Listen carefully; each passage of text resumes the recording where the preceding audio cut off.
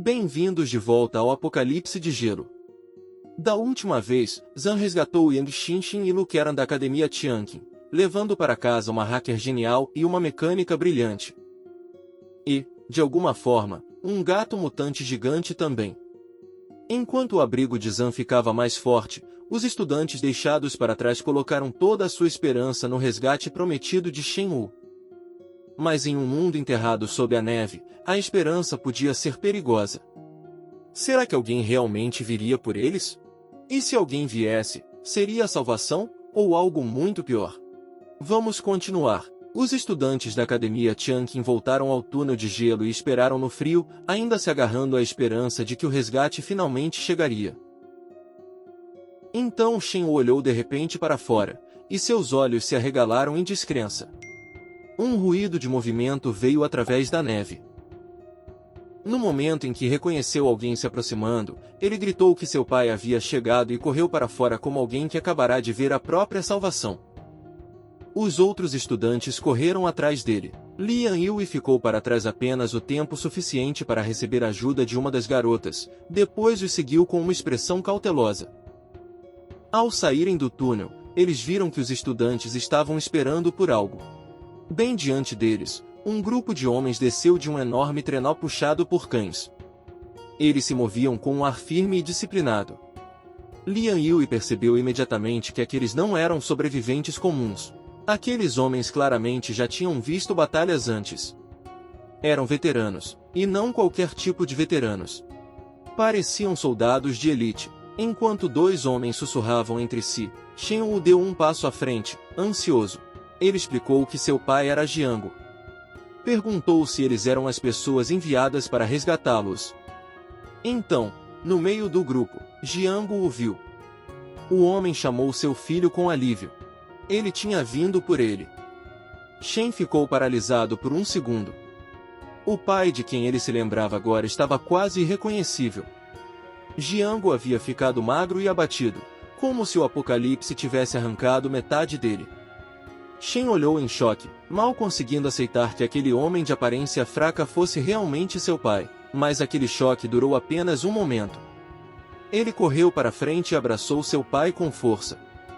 Depois de tudo que tinha suportado, depois de todo o medo, fome e morte ao seu redor, seu pai finalmente havia chegado. Por um breve segundo, ele sentiu que o pesadelo estava acabando. Jiango o confortou e repetiu que era bom que ele estivesse vivo. Mas a alegria de Shen rapidamente se transformou em raiva.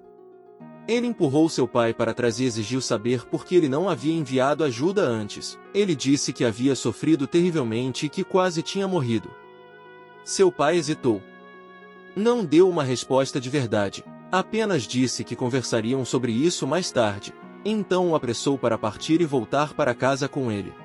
Mas antes que Shen pudesse se acomodar naquele alívio, um dos homens deu um passo à frente e mudou toda a atmosfera. Aparentemente, eles tinham ouvido que a escola ainda tinha muitos suprimentos. Ele queria que o garoto guiasse o caminho para que pudessem levar tudo de volta para a base. A expressão da professora Lian mudou. Ela esperava que os resgatadores perguntassem primeiro sobre os sobreviventes. Em vez disso, aqueles homens foram direto aos suprimentos. Nem uma única vez demonstraram muita preocupação pelas pessoas presas ali. Shen apontou para um túnel de gelo próximo e explicou que os suprimentos estavam enterrados sob um monte de neve. Mas também os avisou que um monstro mutado havia aparecido por perto, e os estudantes não tinham ousado se aproximar. O soldado permaneceu completamente calmo. Eles poderiam lidar com qualquer monstro que aparecesse. Então ele disse a Shenwu para guiar o caminho. O estudante empalideceu imediatamente. Ele havia sobrevivido tempo suficiente para saber que coragem soava maravilhosa até alguém pedir que você caminhasse na direção da coisa que queria te comer. O homem deu um tapinha em seu ombro e o tranquilizou, dizendo que eles tinham experiência lidando com criaturas mutadas. Mas Shen cerrou os dentes de raiva. Sem uma opção melhor, ele empurrou a responsabilidade para Lian Yui. Disse que a professora Lian sempre cuidou da busca por suprimentos, então ela conhecia os locais melhor do que ele. A professora suspirou. Ela entendeu exatamente o que o garoto tinha feito. Mas também sabia que discutir não ajudaria. então concordou em guiar o caminho. Um dos homens se virou e começou a tranquilizar os estudantes restantes, dizendo que depois organizariam algo para todos. Mas os estudantes já tinham começado a se sentir inquietos.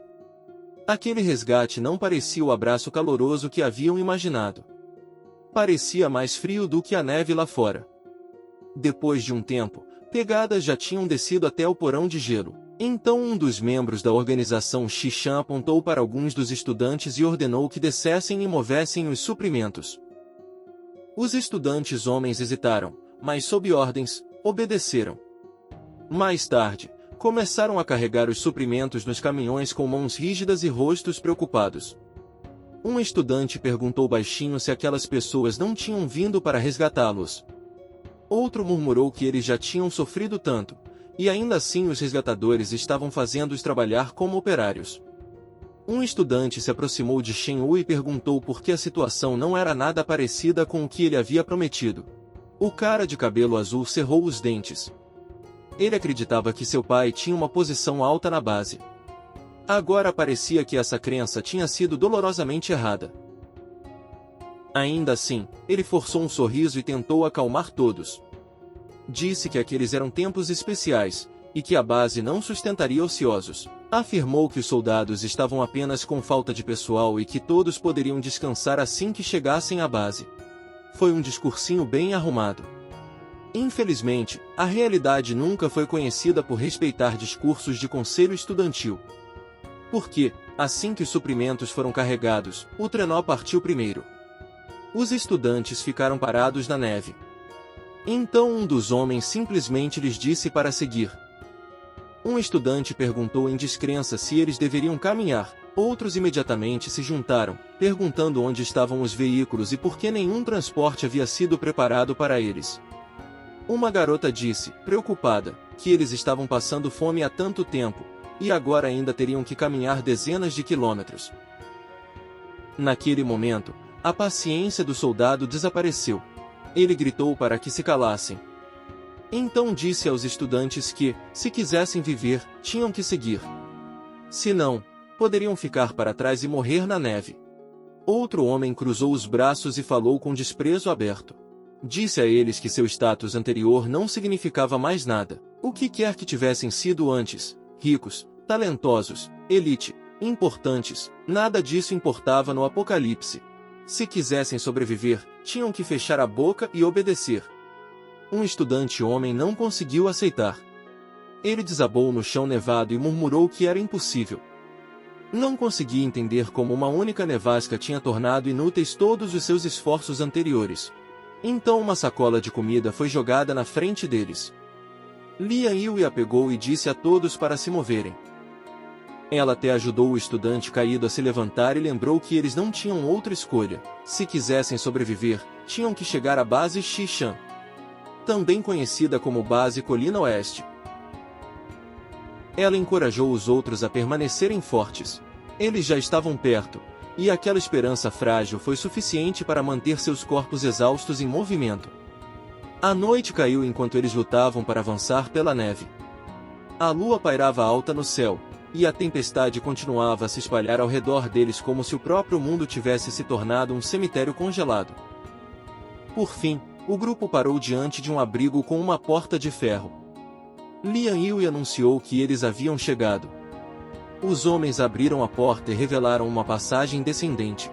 Uma longa escadaria se estendia para baixo. Os estudantes olharam para ela com entusiasmo nervoso, depois começaram a entrar em fila. Depois de sobreviver por tanto tempo, acreditavam que finalmente tinham sido salvos. Aquela esperança os levou escada abaixo mais rápido do que suas pernas cansadas deveriam permitir. No fundo, eles entraram em uma sala bem iluminada com decorações modernas. Comparado ao mundo congelante acima, aquilo parecia quase irreal. Mas, em vez de conforto, os estudantes sentiram confusão. Um deles perguntou o que deveriam fazer agora. A professora Lian franziu a testa, mas ainda tentou tranquilizá-los. Disse que a organização tinha feito esforço demais para trazê-los até ali, então provavelmente não os machucaria. Foi então que um grupo de pessoas em trajes de proteção brancos entrou. Sem explicação, começaram a borrifar desinfetante nos estudantes. Os estudantes se encolheram e recuaram alarmados, mas ninguém pediu permissão. Então uma mulher grande avançou como uma capitã militar e ordenou que todos formassem 2 filas. Ela explicou que a base precisava de desinfecção completa e exames físicos para garantir a segurança interna. Todos tinham que cooperar. Então, os estudantes se alinharam para o exame. Os médicos tiraram sangue de seus pulsos, os inspecionaram e os orientaram a esperar até que os resultados dos testes chegassem. Lian Yu e os outros se sentaram em silêncio, com os rostos pesados de preocupação. Então alguém com equipamento de proteção trouxe uma tigela grande cheia de um líquido branco leitoso. Os estudantes se levantaram e encararam aquilo em confusão. Que diabos era aquela coisa? Parecia estranho e cheirava um pouco como iogurte, mas claramente não era iogurte. Ainda assim, algumas pessoas próximas pegaram colheres e provaram. A tigela foi rapidamente esvaziada. A fome tinha um jeito de diminuir os padrões de todo mundo. No Apocalipse, líquido misterioso suspeito aparentemente tinha se tornado um item obrigatório do cardápio. Depois disso, a porta se abriu de novo. Jiangu entrou com a gerente de Xishan. Shen Wu chamou seu pai alegremente, mas o rosto de seu pai parecia pálido. A gerente se aproximou de Jiangu com um sorriso sinistro e perguntou se o garoto era seu filho. Isso fez o pai congelar por um segundo. Então ele se virou instantaneamente e confirmou respeitosamente que aquele era seu filho, Shen Wu. A gerente olhou o garoto de cima a baixo e o elogiou, dizendo que não era ruim. Ela então deu um passo à frente e anunciou que os testes não haviam mostrado doenças infecciosas nem bactérias nocivas. Aquilo foi considerado uma boa notícia. Ela fez um gesto para que 2 médicos entrassem e disse que os recém-chegados passariam por limpeza antes de serem levados para a cápsula de sobrevivência número 4. Enquanto Shen Wu se movia em direção ao fim da fila, a gerente de repente o chamou de volta. O garoto se virou para os outros estudantes com empolgação. Parecia acreditar que a presença de seu pai finalmente havia lhe dado tratamento especial, mas seu pai se inclinou para perto e sussurrou um aviso. Disse a ele que precisava absolutamente seguir as regras ali. O que quer que mandassem ele fazer, ele tinha que obedecer. Shen garantiu ao pai que entendia. Então a gerente colocou o braço ao redor de seus ombros e o levou para longe do grupo. Os outros observaram com inveja. Para eles, Shen Wu parecia sortudo. Ele tinha um pai dentro da base. Talvez recebesse tratamento melhor. Talvez não tivesse que sofrer como o resto deles. Mas a sorte na base Xishan tinha uma forma muito feia. Quando entraram no quarto, a gerente disse para ele tomar banho. Mas na mente de Shen, algo estava estranho. Aquele quarto não parecia seu novo quarto particular. Parecia pertencer a outra pessoa. Ainda assim, ele não pensou muito sobre isso. Tomou banho rapidamente. Quando saiu vestindo apenas uma toalha, claramente parecia relaxado. Como alguém que tinha tomado banho depois de um mês em um apocalipse congelante. Mas, assim que abriu os olhos, viu algo que o aterrorizou.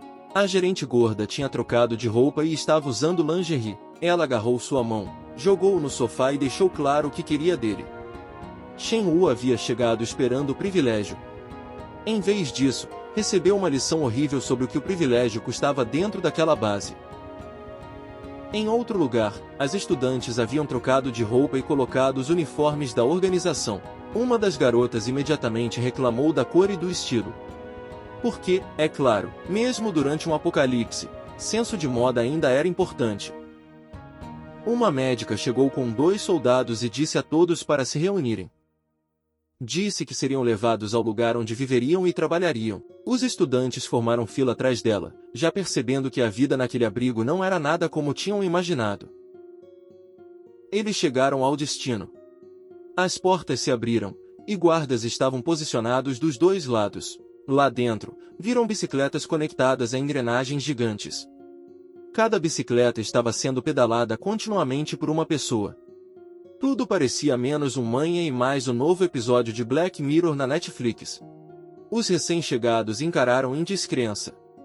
Um deles perguntou o que estavam vendo. Outro perguntou o que aquelas pessoas estavam fazendo. A médica explicou calmamente que aquele era o lugar onde eles trabalhariam. O trabalho deles era gerar eletricidade para a base. As bicicletas eram geradores conectados ao sistema de energia da base. Em outras palavras, o resgate havia incluído uma realocação, exames médicos obrigatórios e uma designação imediata para o dever de roda de hamster humana. A médica os avisou que cada um receberia um livro de regras. Se quisessem ficar na base, tinham que seguir as regras. Se se recusassem, as consequências seriam severas. Então sua expressão ficou feroz. Ela gritou para que fossem trabalhar e avisou que, se desperdiçassem mais tempo, seus suprimentos seriam descontados. Uma estudante imediatamente desabou e se ajoelhou, chorando enquanto agarrava a manga da professora Lian. Logo, outros estudantes também começaram a chorar.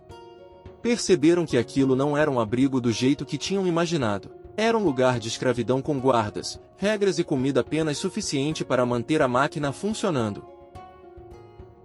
Na academia Tianqin, suas vidas sempre estiveram sob ameaça. Mas pelo menos tinham alguma liberdade. Pelo menos Lian Yu os protegia. Ali, a sobrevivência vinha com correntes. A médica disse friamente que eles podiam chorar, mas primeiro tinham que trabalhar. A professora tentou confortá-los da melhor forma que pôde. Disse para não terem medo e prometeu que ainda estava ali. Mas tudo o que podia fazer por enquanto era dizer para começarem a trabalhar. Enquanto conduzia os estudantes adiante, Lian olhou de volta para a médica. Ela havia acreditado que aquele lugar era seu único abrigo e que seriam devidamente cuidados. Agora entendia como aquela crença tinha sido ingênua. Enquanto isso, dentro do quarto da gerente, a mulher se vestia enquanto Shen Wu permanecia imóvel na cama. Jiango estava parado na porta e a bajulava descaradamente, perguntando se o serviço de seu filho a havia satisfeito. A gerente disse que tinha sido ótimo e até elogiou Shen. A gerente o instruiu a cuidar da limpeza e prometeu que a logística cuidaria dele e de seu filho com suprimentos extras. O pai se curvou em gratidão.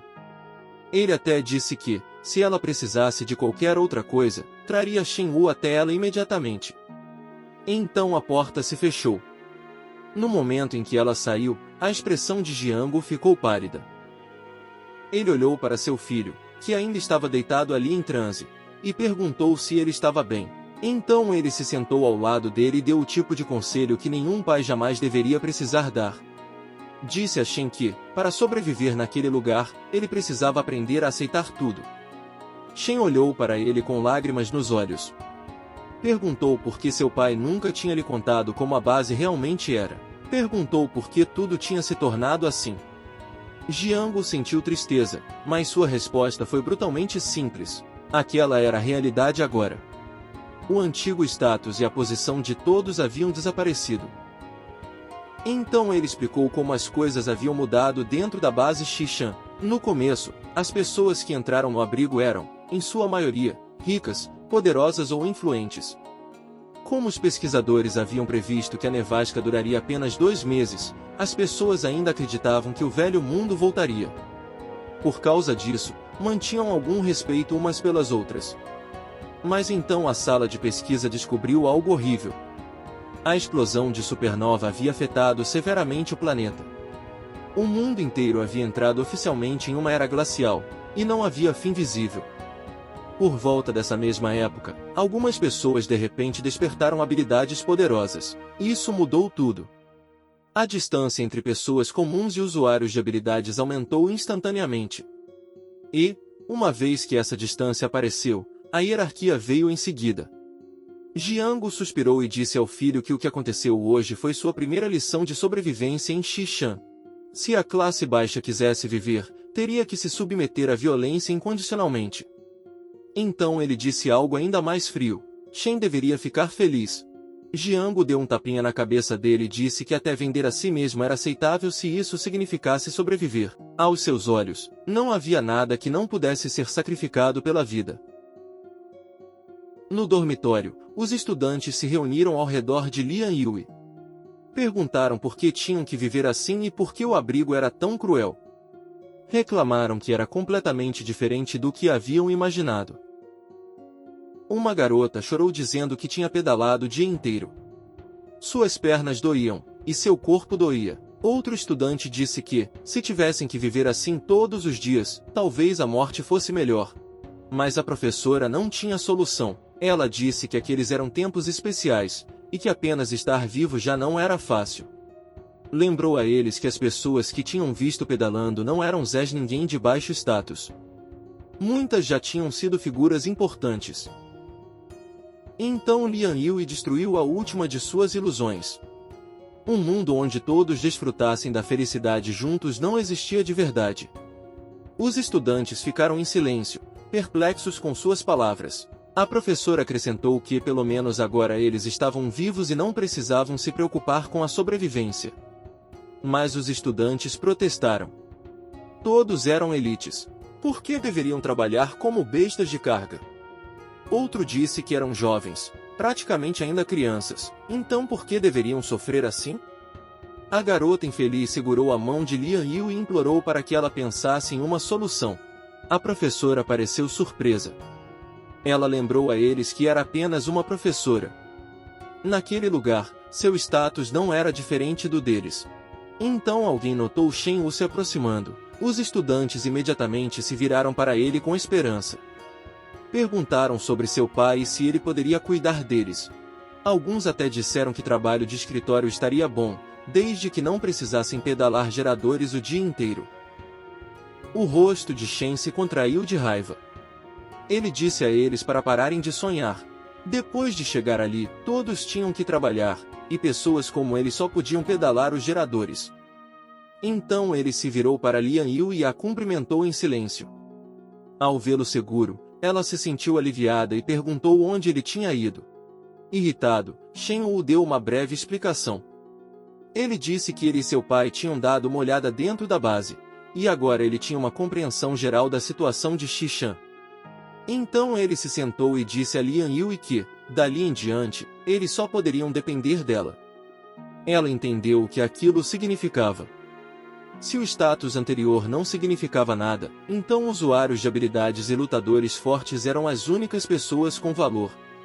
Suas habilidades em artes marciais e seu status de usuária de habilidade certamente seriam importantes ali. Ela colocou uma mão no ombro de Shen e perguntou qual era a situação atual dentro da base Xishan. E a expressão dele imediatamente escureceu. Ele explicou que a pessoa no poder era o comandante, Shen Xinyan. Muitos de seus subordinados haviam despertado habilidades. Eles rapidamente reprimiram a base e estabeleceram uma nova ordem. A base era dividida em 4 áreas. Shen Xinyan e seus parentes viviam na primeira área, onde as condições eram as melhores. Pesquisadores e técnicos viviam na segunda área e desfrutavam de um estilo de vida próximo ao que tinham antes do apocalipse. A terceira área consistia nas forças armadas que o líder havia reunido. Eles tinham um equipamento adequado, forte treinamento físico e muitas unidades de combate com superpoderes. Então vinha a quarta área. Era ali que todos eles pertenciam. Ela continha a maioria da população de Xishan. Eles recebiam menos recursos e faziam o trabalho mais pesado. Shen Wu os avisou para nem sequer pensarem em se rebelar. Os guardas da terceira área os separavam das outras áreas. Apenas com pessoas comuns, eles não poderiam lutar contra aqueles monstros. Depois de ouvir isso, os estudantes entraram em pânico. Uma garota perguntou se aquilo significava que eles ficariam ali pelo resto de suas vidas. Outra disse que preferia morrer. Shen Wu ficou frustrado e explicou a lógica da base. Xishan não havia aceitado tantos sobreviventes por bondade. Eles tinham feito isso para repor a força de trabalho que haviam perdido. Muitas pessoas antes deles também não conseguiram aceitar a realidade e escolheram a morte.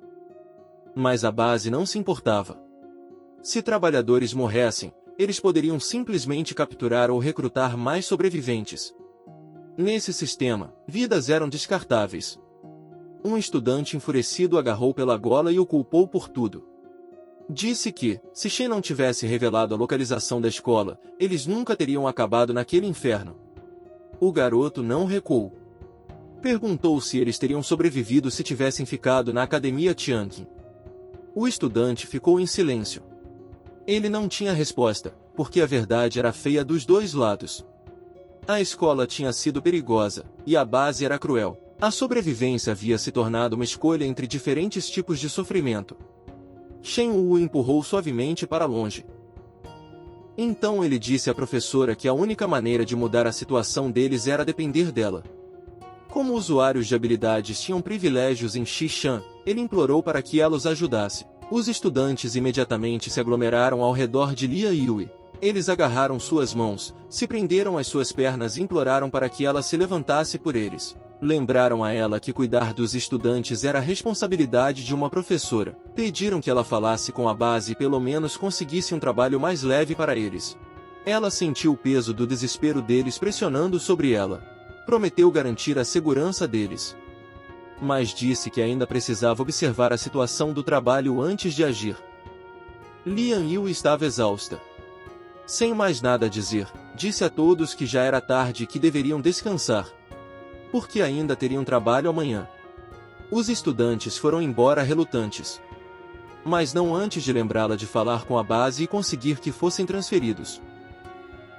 Várias horas se passaram, e a manhã chegou. As pessoas do quarto nível de Xishan acordaram e formaram filas organizadas. Quando todos se reuniram, a médica da organização gritou através de um megafone. Ela os cumprimentou e anunciou que aquele era o 48º dia de sobrevivência.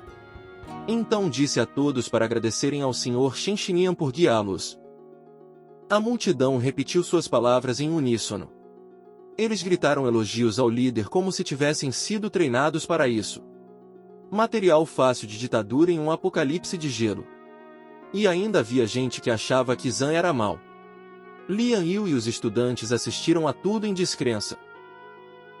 A médica continuou anunciando que, no dia anterior, sua equipe havia resgatado outro grupo de sobreviventes. Daquele momento em diante, aqueles sobreviventes faziam parte da família deles. Ela gesticulou em direção a Lian Yu e aos estudantes e disse aos novos membros da família para se apresentarem. A multidão aplaudiu em boas-vindas. A professora Lian começou a entender o método por trás de tudo aquilo. Os cânticos, os aplausos, a gratidão forçada, a linguagem de família, tudo isso criava um efeito de multidão. Transformava pessoas desesperadas em subordinados obedientes. Os estudantes atrás dela estavam confusos, mas ela já tinha visto um controle psicológico parecido antes. Mesmo que alguém soubesse que era hipnose e sugestão, ficar naquele ambiente por tempo demais acabaria desgastando essa pessoa. Ainda assim, eles avançaram, e ela pegou o alto-falante para apresentar todos. Depois disso, a médica anunciou que era hora da reunião diária. Assim que a reunião terminou, finalmente chegou a hora de comer. Enquanto comia, Lian Yui pensou em silêncio.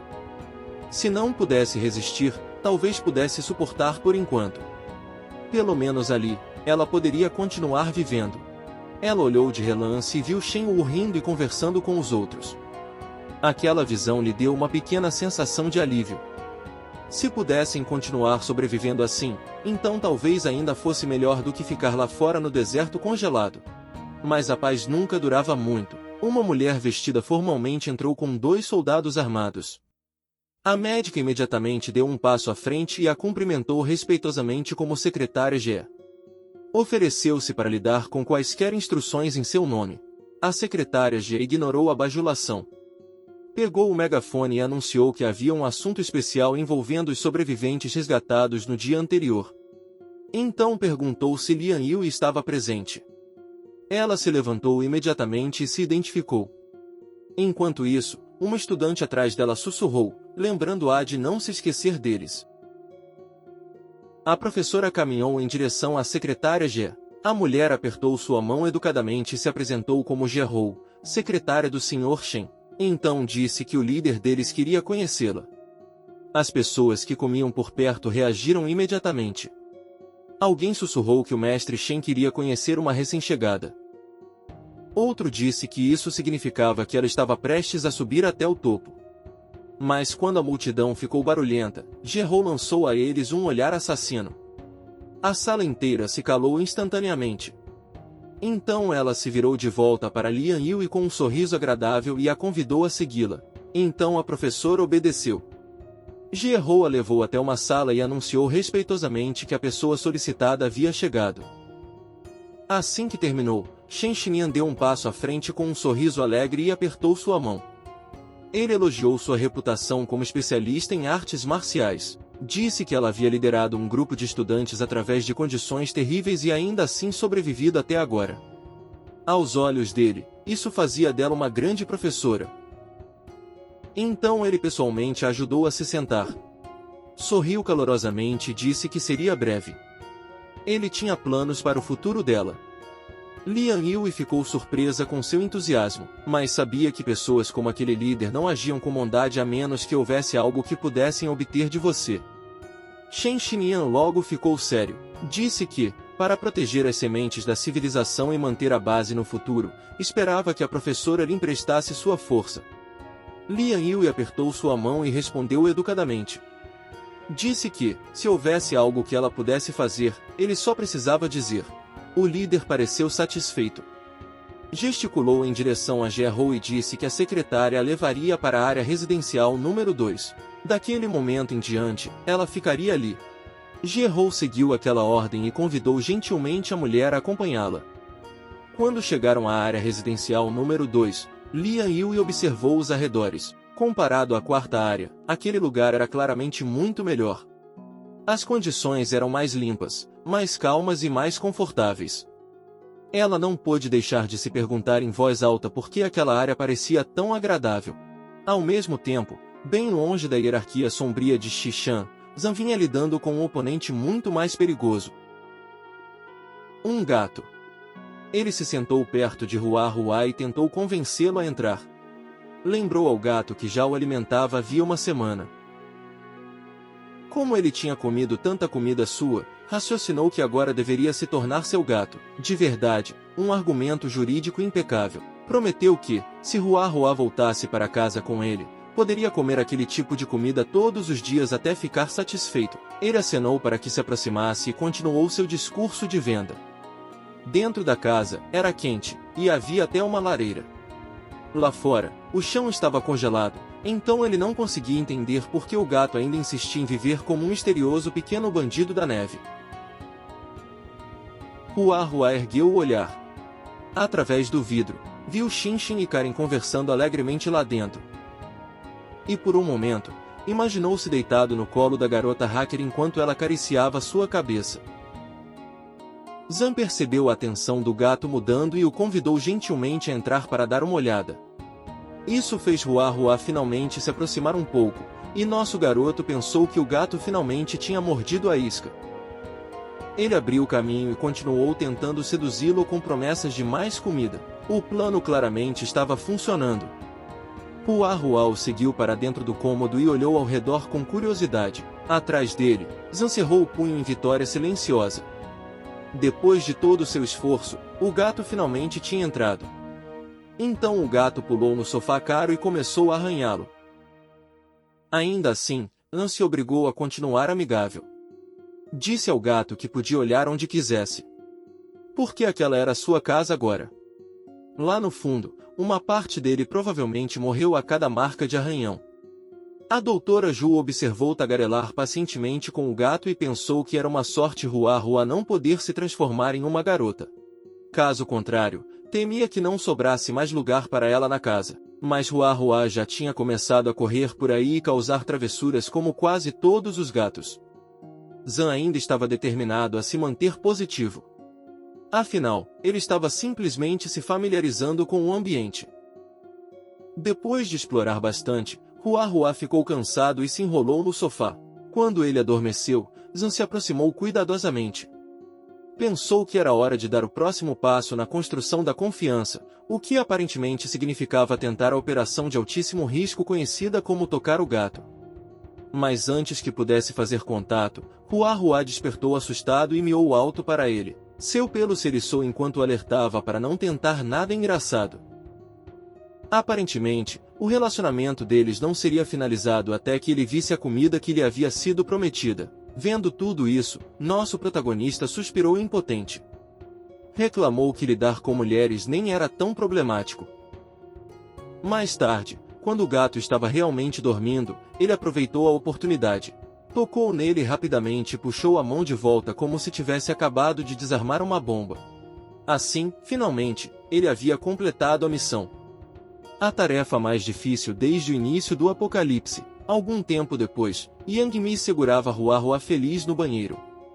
De alguma forma, esse gato conseguia se aproximar da água, mas não deixava nosso garoto tocá-lo. Mais tarde, o gato apareceu ao lado de Ju. Então, depois de andar por todo o grande bunker, adormeceu entre Karen e Xinxin. O gato agora tinha comida, calor, móveis de luxo para destruir e duas mulheres bonitas para dormir ao lado.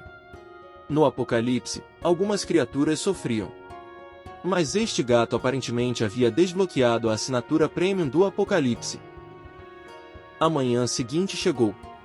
Xinxin estava sentada diante de seu equipamento, ajustando algo. Zan se aproximou por trás e perguntou se ela havia encontrado algo novo. A garota se virou e disse que havia encontrado a pessoa que tinha tentado invadir a rede do abrigo. Nosso protagonista olhou para o ponto vermelho no minimapa como se fosse Call of Duty e ficou surpreso. A localização ficava na fronteira entre o distrito sudoeste de Xishan e o distrito noroeste de Lujian. A apenas 30 quilômetros de distância. Ele claramente não esperava que a fonte estivesse tão perto. Então Xinxin explicou que as técnicas da outra parte eram básicas, provavelmente apenas um programador amador. O equipamento deles também não era avançado, então tinha sido fácil para ela invadir. No entanto, os dados do computador estavam criptografados, e descriptografá-los levaria mais tempo. Mesmo assim, as informações disponíveis já mostravam algo importante. Realmente havia uma grande organização operando na área de Xishan. Zan ouviu tudo com atenção. Então a garota hacker se virou de volta para ele e concluiu que não demoraria muito antes de eles encontrarem aquela organização. Zan cruzou os braços. Sua postura ficou firme. Disse que, se algo estava destinado a acontecer, eles não poderiam evitar. Ele não procurava problemas, mas também não tinha medo deles. Se alguém tentasse perturbar a paz de seu abrigo, ele os derrotaria. Depois de aprender tudo o que havia para aprender, virou-se para ir embora. Mas antes de sair, disse a Xinxin para continuar monitorando o sinal e descriptografar os dados. Ele queria mais inteligência sobre a organização. Depois disso, Zan foi ver Karen. Ela ficou surpresa quando ele chegou e perguntou por que ele tinha vindo.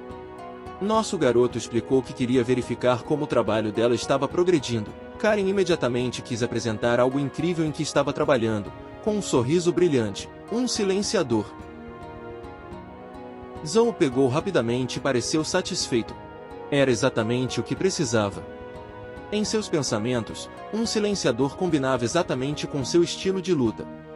Com sua habilidade de atirador de elite, seu poder especial e agora um silenciador, ele poderia atacar sem revelar sua localização.